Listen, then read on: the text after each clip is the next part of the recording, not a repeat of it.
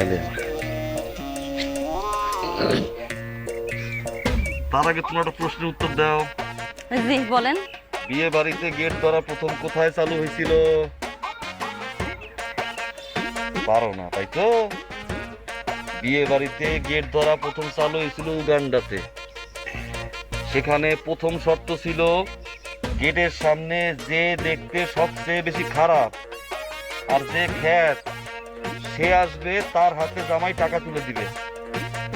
এখন তোমরা খ্যাত আর দেখতে খারাপ কেটা সামনে আও, টাকা দেই।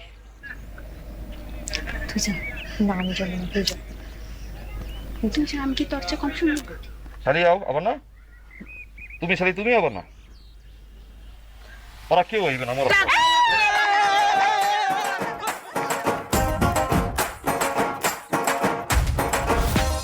কাজী সাহেব বিসমিল্লাহ বইলা বিয়ে পড়ানো শুরু করেন।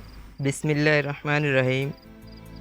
শ্রীপুর নিবাসী সেলিম সাহেবের একমাত্র কন্যা